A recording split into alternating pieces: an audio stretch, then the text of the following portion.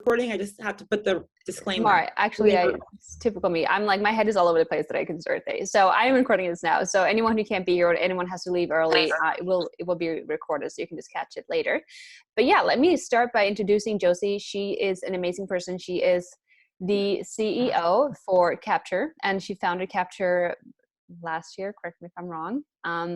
But Capture is a B2B helping companies build a planet-friendly workforce, and it's an app that you can use to start tracking your carbon footprints. And Josie spent 7 years in Asia, where she worked alongside indigenous communities to bring their knowledge to corporate leadership teams. And having seen firsthand the effects of climate change today, she became passionate about empowering people to turn eco-anxiety into eco-action. And so she's very excited too about the role that technology can play in supporting everyday people in their ambitions to take climate action. And so that's how Capture came to be. So it's an app that anyone can download and start using to track his or her individual carbon footprint. And like I said, we are super excited to launch this carbon tracking challenge with you guys and Capture and start comparing and tracking our carbon footprint and our improvements inside the app. So Josie, I'll let you take it from here and introduce us to how we can do this. Thank you. Thank you so much for having me. It's an absolute pleasure to be here and lovely to meet you all. I'm Josie. I'm co-founder and CEO of Capture. Thank you very much for the intro, Anne. All right, so what I would love to do today is I'm going to go ahead and share my screen. I'm going to tell you a little bit about Capture. We're going to talk about climate change and how we ended up in this mess here today. We're going to talk about what we can do. We're going to talk about the Capture Challenge, which officially kicks off today on Earth Day. And then we'll have some time for like a Q&A. We'll have like a bit of a practical download and team joining session so we can just get as many of you guys here that are on the call onto the platform all set up and ready to go. Obviously take any questions that you might have as well. So let me share my screen from my side and I'll take you through a couple of things. Awesome. So here we are. So I co-founded Capture with my co-founder Aziz. Aziz is from Pakistan. I'm from the UK. We co-founded our business in Singapore. So we're quite global really from the beginning. The thing that motivated us to start Capture and how I personally got into this, as Anne kindly mentioned, in my previous role, I worked with indigenous communities. I lived in Mongolia for a couple of years, which was awesome. And I got to bring CEOs and senior leaders out to the wilderness, to remote parts of the world, to learn from communities living really close to nature and some of the harshest conditions on the planet. And we would look at how do people make decisions, how do people lead, how these communities thrive for such a long time. And it was awesome. It was really good fun. But it was also really heartbreaking. And that was because a lot of the communities that we worked with, whether it was in Mongolia or parts of Indonesia or parts of Kenya, for example, a lot of communities had similar stories in terms of how the weather had been changing. And ultimately these weather changes had meant that ways of life that had been going for thousands of years were starting to become impossible because they relied on predictable weather patterns. So you have things like extreme droughts, wildfires, extreme winters. It was really sad. And I think when I was at school, when I was taught about climate change, I was always taught about it as if something terrible was going to happen like in the future. Like I knew it was coming, but I thought, we had a couple of decades or something like that to sort this out. And I, of course, realized that it is already happening. Like we have already set off this chain of events. And now I started looking, I think, as a lot of people do when they first become aware of this problem of like, well, what can I do as an individual? Like what difference do my actions make? And I realized how difficult it is to make sustainable choices. And I would say if you go to the supermarket, you're picking items off the shelf, you can see on the packet, right? Salt, sugar, fat, you can see the ingredients. Like we have a rough idea of how healthy the items are that we are buying are. But when it comes to the climate footprint of these things, we're really making a lot of decisions blind. And I'm not just talking about what we're buying now, I'm also talking about who we work for, who we vote for, who we bank with. There are so many sort of questions that we have where this information is not available. So that was really the inspiration behind Capture. Is okay, well, let's create a tool that helps bring data to life for people who want to make more sustainable choices. And it doesn't matter if you're like literally just getting started or maybe you're already doing a bunch of things and you want to do a little bit more. We wanted to make this really accessible and welcoming for people no matter what stage of your climate journey you're on. And ultimately we need billions of people doing sustainability imperfectly rather than just a few perfect individuals. So that's like our general ethos. We've been going since 2019 now. We've been featured on BBC News. We got App of the Day recently in the UK as well.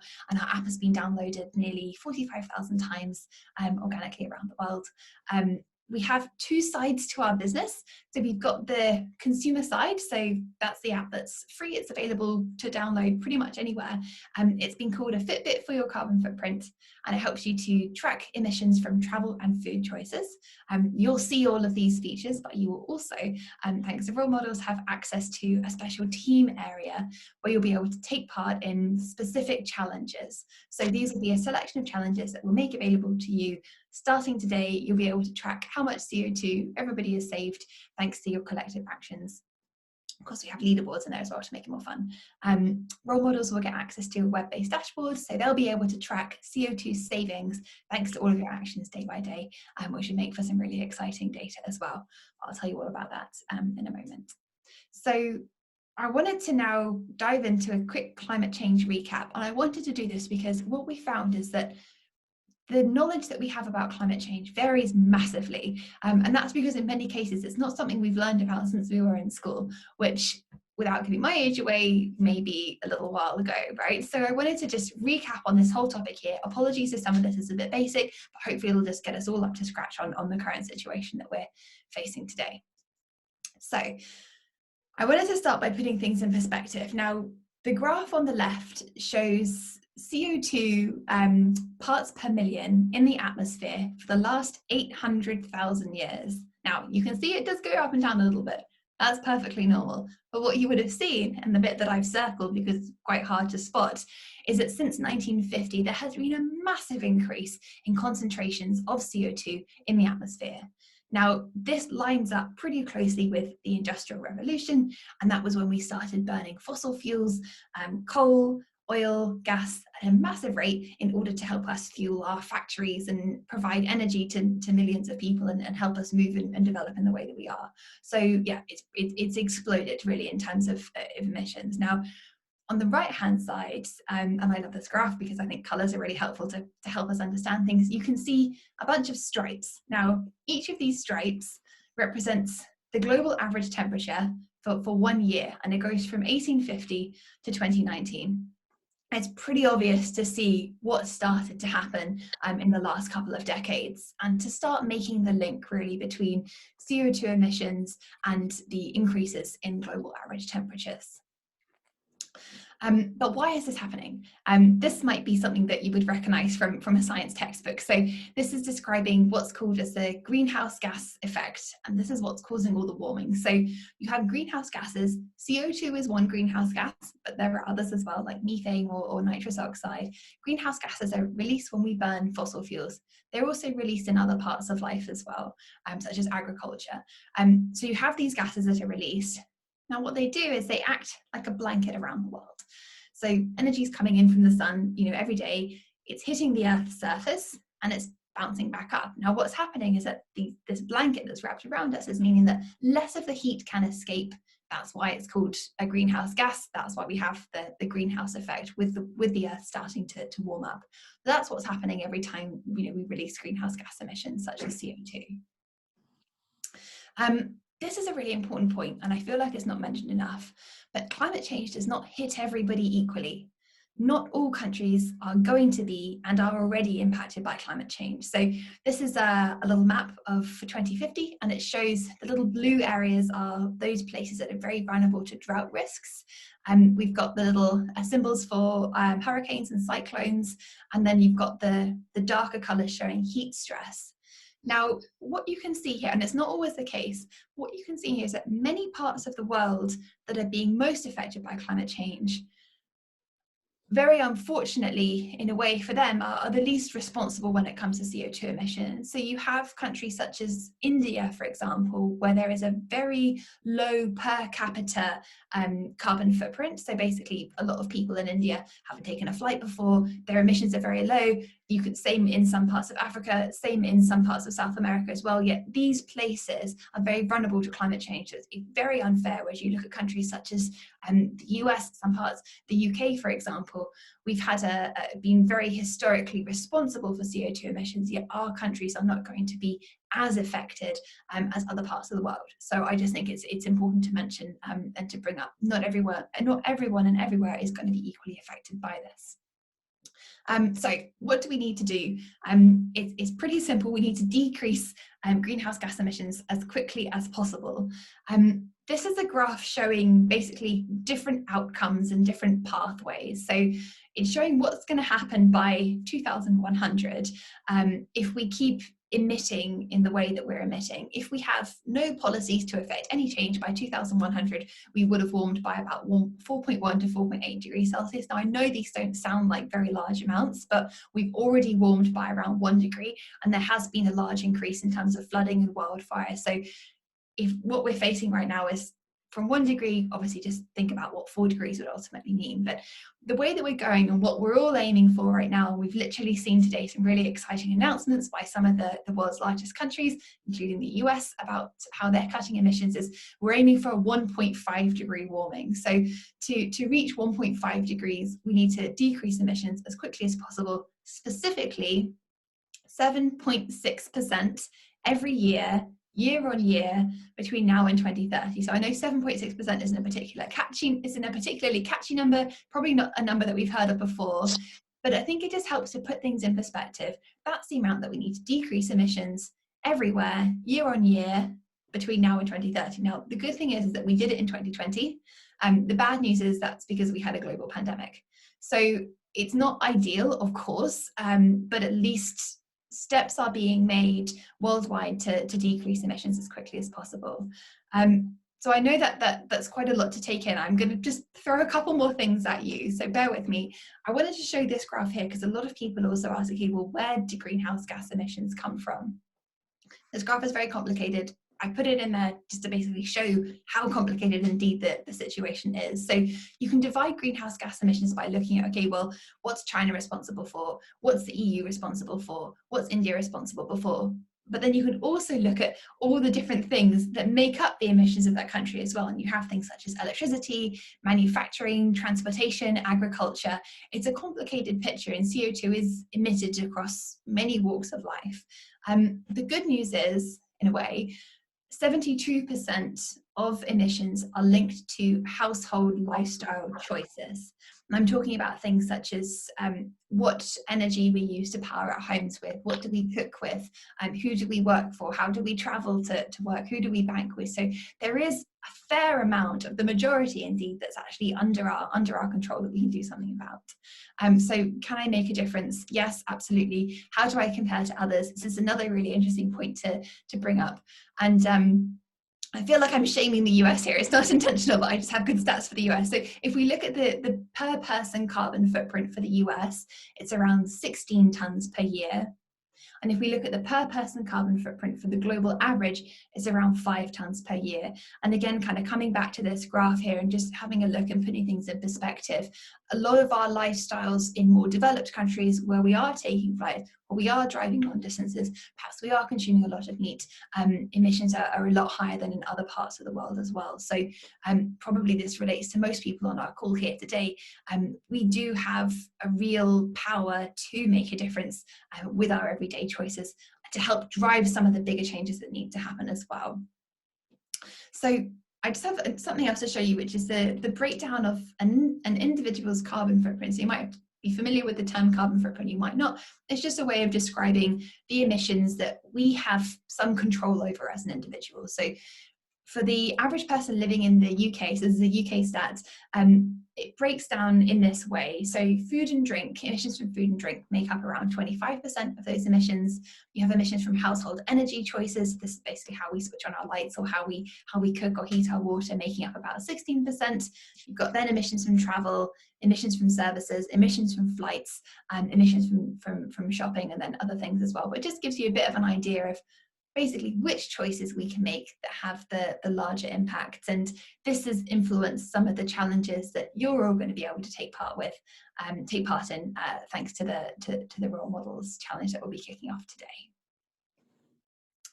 So that's a brief recap of climate change. I know I've just thrown a lot at you, so thank you for bearing with me on that. And then if anyone has any questions about climate change, we'll come back to it. I will do my best to answer those as well. But hopefully that just provides a bit of information on to where we are today, what we need to do, and to help put things in perspective a little as well.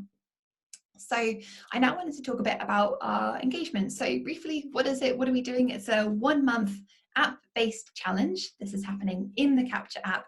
We'll be helping you track not only your CO2 emissions, that's what the public version of the app does, but we'll also be helping you to track your CO2 savings. And that will be due to you taking part in a selection of challenges that will all kick off today.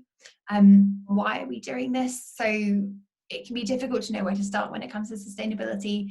It's Earth Day, and I hope this will provide you with a really nice opportunity to educate yourself about something new. Perhaps this is a new topic to you, or if you're familiar with sustainability, hopefully it's giving you a new tool, a new way to think about emissions, and perhaps to share that with those around you as well. What's going to be happening? So I'm going to take you through this in a minute, but I just wanted to give you an overview. You're going to download the Capture app. You're going to join the role models community. So in there, we're going to show you emissions saved. We've got leaderboards. You'll be able to join the challenges. When you've joined a challenge, you'll then log the days. So it is a little bit manual, but bear with us. You'll log the days that you've successfully completed a commitment. If you forget a few days, it's fine. You can log for previous days, and we'll also be providing you with notifications here and there every couple of days or so, just to remind you to go in and log the commitments as well. And you will also be able to take part in leaderboards too, to be able to see how you do compared to other people within your community. We have 3 commitments / challenges that we'll be starting off. We've got one around having vegetarian lunches, one around using public transport, and one around using reusable bottles. Some of these may be easier for you than others, and it's really up to you whether you want to join all 3, whether you just want to join 1 or 2. It's completely up to you. Obviously, it would be great for as many people to join as many as they can, and then log the days that they've completed those challenges. I just want to provide a little bit more information on each of these challenges and basically why they're important. So we've got the veggie lunch challenge, and that's obviously around having a lunch that is meat-free and fish-free, so no meat, no fish. And you'll be able to cut your diet's food emissions in half by switching from a meat-heavy to a vegetarian diet. I have a graph here that I really love because it just helps us to compare CO2 emissions from different foods. And what we're also saying here, which is important, is I'm not saying that everybody has to be vegan to save the planet and that this is really important. What I wanted to do is just show you this graph here to give us a little bit more of an idea around the emissions from our different food choices. So you can see here, this is basically showing kilograms of greenhouse gas emissions per serving of these foods. I don't know if it's a little bit small or not. I'm so sorry if it's a bit too small, but basically right up there on the top is beef. Now you can see there's a really big difference between low impact and high impact, and this is basically going to show that not all of these choices are created equal.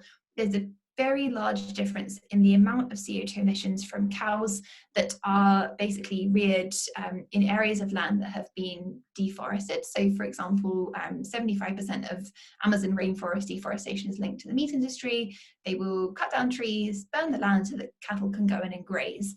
That's quite a different impact than perhaps somebody around the corner having cows grown on local pasture. So there is a bit more of a complex story to this than just give up beef and it's fine. So I just wanted to show this just to provide a little bit more information, but nonetheless, you can still see the CO2 emissions from tofu are much less than the CO2 emissions from a serving of beef, even if it's kind of best case scenario, local beef to where you are that's not from deforested conditions. So I'll provide some more information about this for anybody else that's interested, but anyway, that's the first challenge. So it's basically having a meat-free lunch, and we'll help you calculate the CO2 savings from that. That's challenge number 1. Challenge number 2 is around using public transport. This is where we'll also help you on the Capture app to track your emissions from transport. So if you would like, the app has optional tracking for your travel choices. We use a GPS algorithm. If you switch it on, it'll run in the background. It'll look at how you're moving and then predict, was that a bus journey, car journey, train journey, and then what are the emissions from that journey. So you should be able to see your app fill up over time as you take different journey methods, and you'll be able to see the CO2 emissions from those different journey choices. I wanted to show you an example of switching from a car to a train journey for 10 minutes. You can see a 10-minute car journey, that's 2.8 kilograms. A train journey is 0.4 kilograms. So it's quite a difference, even just taking a 10-minute train journey instead of a car journey. But I also know here that CO2 and kilograms of CO2 might not necessarily mean a huge amount. So I just wanted to sort of help you put this in perspective. If you were to take a 1-hour train journey instead of a 1-hour car journey, you could save around 14 kilograms of CO2. And it takes an average year to absorb 10 kilograms of CO2.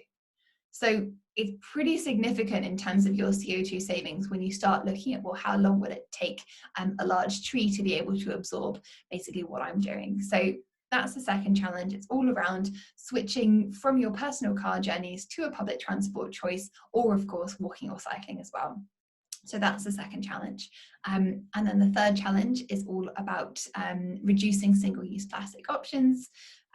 Obviously, we know that there is a huge problem with single-use plastic and it finding its way into our oceans, into our rivers. But there's also an interesting point that plastic is made from oil, and the oil needed to produce 1 litre of bottled water could fill 25% of that bottle. So what we've done is we've looked at the emissions created from making plastic, disposing of plastic, and then we've created a CO2 saving in there as well. So what we'll be asking you to do if you want to take part in that challenge is to avoid using single-use plastic water bottles or any drinks containers in there as well. So basically, whenever you're consuming a beverage, use your reusable cup or your reusable bottle if you can as well. So as a recap, we've got the veggie lunch challenge, we've got the challenge around using public transport, and the challenge around using reusables for your beverages as well. So as I said, choose to take part in whichever ones you'd like. If you want to take part in all 3, that's great. If you just want to pick one, that's great as well. And it's not about being perfect. So if you join one and you're like, actually 5 out of 7 days in a week, you hit that target, great, like go ahead and log. You don't have to absolutely log every day, just log the days that you're able to make it, and we'll help you calculate your CO2 savings. So that's a little bit about the challenge. I just wanted to touch on a couple more things, and that is the very important topic of data privacy. And I just wanted to really clarify for you all, what can role models see about you and your behavior, and then also what can your colleagues see as well. So as I mentioned, role models will have access to a dashboard, and this dashboard will help them see a couple of things. The main focus is on your daily CO2 savings together. So tomorrow, how much CO2 has everybody saved by taking part in challenges together? They will also be able to see CO2 emissions from travel choices from everybody. So they will not be able to see where you've gone, how much traveling you've done, where you've been, anything like that at all. It will just be the total CO2 emissions from everybody's travel. So that's the second thing they'll be able to see. The thing that they will be able to see about you is which commitment you joined, and then how many days you've taken part in that commitment. That's because that's what everybody will see within your community, because we have a leaderboard. So in terms of what your fellow members will be able to see, they'll be able to see your CO2 savings. You'll also be able to see your name and profile photo, so you can go and add a profile photo in the app in settings as well.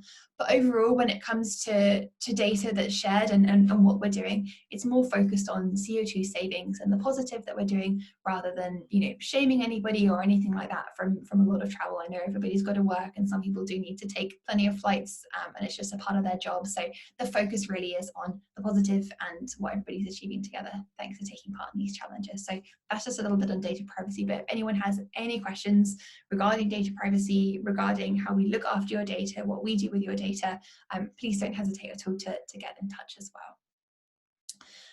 So with all of that being said, then I wanted to help everybody, well, as many people as possible that are on the call, to get set up within the Role Models community on the Capture app. And so in the top right hand corner, I've put the QR codes for the app. It's available on the App Store. It's available via Google Play. You can use these QR codes here, or you can go to your App Store and search Capture Carbon, or carbon footprint tracker. That will bring us up as well. You can find us with the app that has a little C logo in our logo. So you'll be able to find us that way. And then what you'll need to do, if you haven't done already, is to create a new account. Once you've created a new account, we'll verify your email address. And then set yourselves up. We have a couple of questions that we'll ask to help you calculate your baseline carbon emissions and set up your monthly target. Once you've done that and you're all ready to go, you can then join the Teams area and enter the code, which is lowercase RNFA3U. So I'll leave this slide up for a little while whilst we take questions and stuff like that, so we can get as many people signed up into the Teams area as possible. And we'll also approve you into the Teams area too via our dashboard. Once you're into the Teams area, we'll show you total emissions saved. You can sign up, you can join the challenges. You literally tap join, it's super easy. You just tap join next to the challenges you want to join, and then you log the days that you've completed those commitments.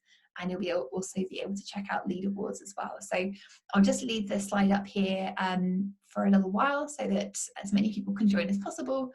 And yeah, it would be great to take any questions that you might have, or perhaps anything else, Val and Anne, that you might like to add at this point as well. Well, first of all, Josie, thank you. That was such a good presentation. I just love, I mean, I consider myself being a climate activist, and it's just hard to know, like, I know I need to cut down on plastic. I know I need to drive less and all these things, but like how much does it actually matter? So it's just helpful to see it, you know, so just black and white. I'm like, okay, this is how much you save taking the train versus driving a car. And it's going to take a tree like over a year to capture that amount of carbon. So that's just, you know, mind blowing to me. So thank you. This is so helpful. I'm really excited. I'm letting people know too, if anyone's signing up right now, I'm literally waiting for people that I can admit in, because if you sign up, or when you sign up, I have to allow you into our team. So just so you know, if you want to take this opportunity to just get started right away, I'm sitting here and I'm waiting. So that's it for me. Does anyone have any questions? I actually wanted to talk quickly about the app. I don't know where I can see. Anyway, I'm pretty sure you guys can see me, right? So I downloaded the app a few weeks ago because I realized that I drive, you know, I live on the west side and I drive hours a day, and I try to reduce my emissions whenever I can by walking and, you know, riding the bike or the scooter or whatever. But it's so great because I don't have to really go in and do that much. You kind of set yourself up. I said that I drive a hybrid, and whenever I go into the app, it goes automatically and it knows that I was just driving.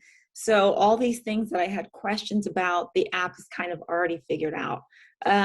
I'd say it's the only, like, I had 83 kilograms of CO2 this month, which I think is low, right? I don't know. But it's been amazing. It's one of the only new apps that I've been actually in, that I downloaded. I know a lot of people are like, oh my gosh, I'm just going to download this app and I'm not ever going to go in it. But it definitely updates you and it keeps you with new challenges. So I would say download it now, join our team. You won't have to do that much. It's not high maintenance, and I've been loving it and using it daily. I'm at 52, Belle, so I'm beating you. But I also don't drive. I just go for walks, so that's probably why. Okay. Yeah, does anyone, obviously, let's see if there's anything in here. You got anything coming in the comments or in the chat as well? Yeah, Rodrigo, I think you had a question. Are you still here? Hi, yes. Well, Josie, congratulations on your research. It's amazing. I'm kind of into all these things because of being, you know, studying and researching and doing my best, you know, to cause less impact. And my question to you is, like, I have a project on fashion here in Latin America, and I want to know how much the fashion industry and luxury, fast fashion and luxury, are responsible for all the emissions on Earth, like how bad it is, like comparing to other kinds of industries. Awesome. Thanks so much for your question, and yeah, thanks for your kind words about what we're doing. Yeah, so I have to admit my knowledge on fast fashion isn't fantastic in terms of specific emissions, but it definitely is up there in terms of, you know, an area that we need to look at incredibly quickly. But I know when it comes to fast fashion, the fashion industry, the impact also goes beyond CO2 emissions. So in terms of water usage, which I know is incredibly high, you know, in terms of like a pair of jeans and, you know, the hundreds and hundreds of liters of water that are required when it comes to processing clothes as well. So I'll take a look in for you. I'll get you some specific figures so you can see how it compares to others. But yeah, long story short, it's massive, and it goes much further beyond CO2 emissions as well. So yeah, I'd love to share a bit more about that. Wonderful. Thank you very much. Anyone else have any questions? I feel like it's also one of those things where like you start using the app and then the questions appear. But just like Val said, it's pretty intuitive, and it's cool how the app just captures. If you put in the right data from the beginning, you don't really have to do much. I have a question, like in terms of logging things, how much out of your day do you think you have to commit, Josie, to really get an accurate capture? So the app tracks emissions from travel and food choices.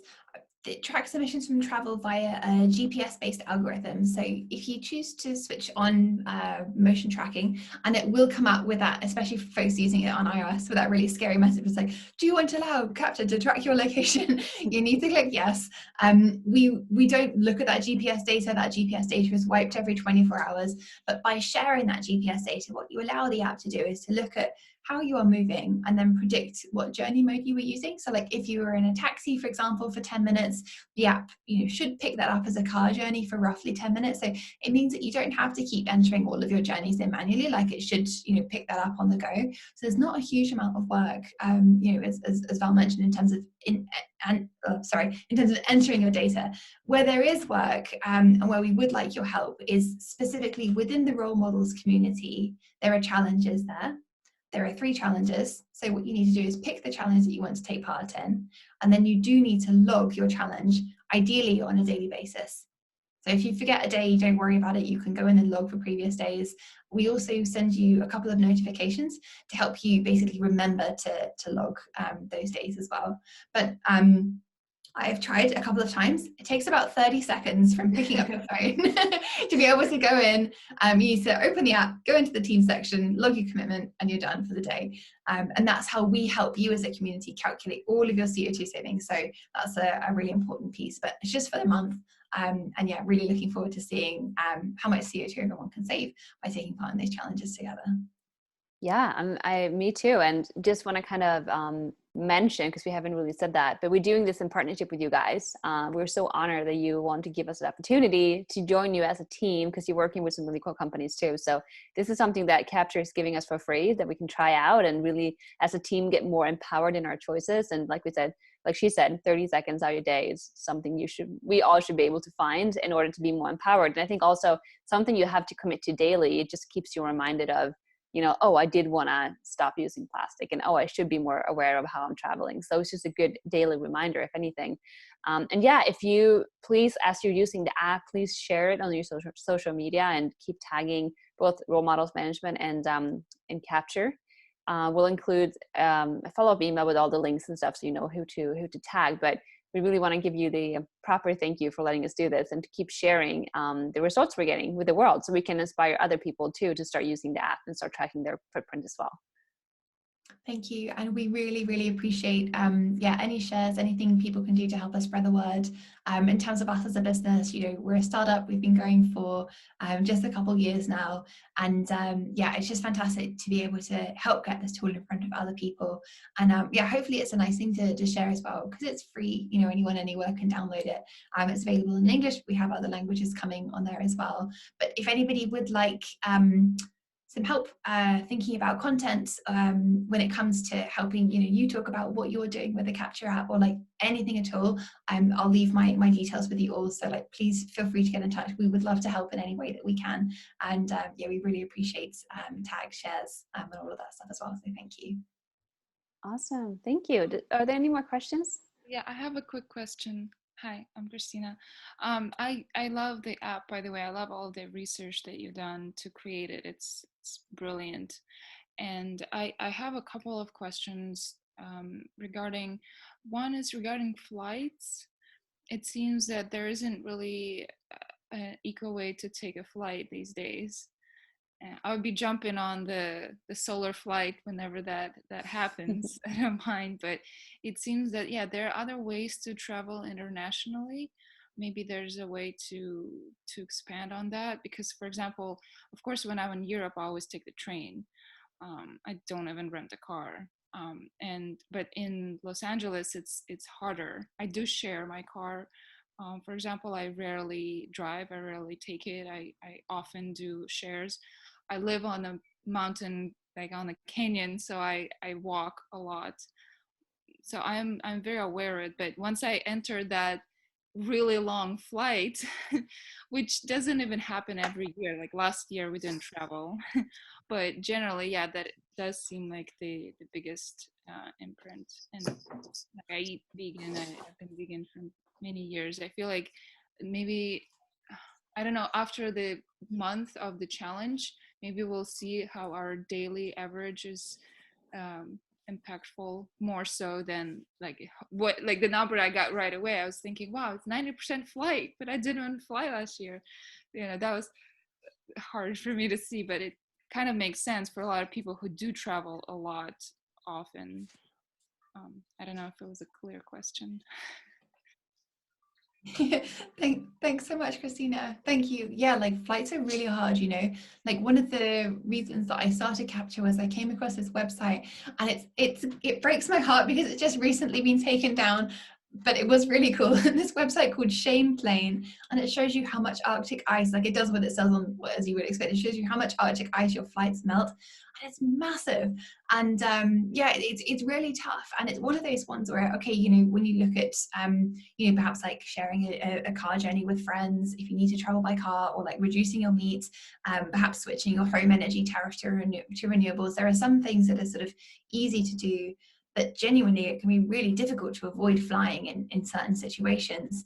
And I think that's why, if you look at what the airline industry is doing, yes, they're investing in alternative fuels, so biofuels, or fuels literally made from crops and things like that. They are investing in looking at how can a flight sort of follow the jet stream and kind of wind to basically mean that they're not kind of it helps them to fly in a more fuel efficient manner, basically. But it's really tough. The airline industry is just one of those ones where, apart from investing in like high speed rail to give people other options, it's difficult to crack aviation and to make it more sustainable. So hopefully we will see countries such as the US, where I know that trains aren't fantastic, or if they're there are powered by diesel, which has with there are other questions, that things will improve. But that's where I think people are relying on carbon offsetting, so at least if they have to travel, they're able to somehow balance out those emissions by investing in tree planting in another part of the world, or conservation, or just helping to reduce emissions elsewhere, is basically better than nothing. So yes, but no, I feel your pain. It's certainly a really tricky one to be able to crack. One more question regarding the monthly challenges is what I gather you said. So every month there'll be a new challenge. So this month, kicking off today, there will be 3 challenges, and you can join whichever ones you like. And these challenges will run for 1 month. And then you'll be able to gather like the result. That makes sense. Cool. Yes, yeah. We'll show you along the way how much CO2 everybody saves. We'll send you a weekly update. You'll get a few notifications from us here and there as well. But you'll also be able to see in the teams area how much CO2 everybody has saved as well. In the weekly updates, I'll help you put that into context by showing, okay, that's the equivalent of charging 10,000 smartphones, or reducing this many cars from the road, or the work of this many trees, and things like that, to help people put that information in context as well. That's great. Thank you. Thanks, Christina. Yeah, thank you for your great questions. I think that was, if anyone else have any questions, please speak now. Or like we said, you can always just send an email to either us or to Josie, and we're happy to help. And if you want to sign up in the app, you have all the instructions right now on the screen, and I'm ready to admit anyone in so we can get started with this challenge right away. But we'll also follow up with an email on all the instructions. So don't worry if it's not working for some reason, you don't have the time right now. Teresa says thank you. And yeah, and again, Josie, thank you so much for this amazing presentation and for everything you're doing for this incredible app and for letting us be part of using it and sharing it with the world. So on that note, I wish everyone happy Earth Day. And yeah, is there anything else? Val, are you good? She's muted. But okay.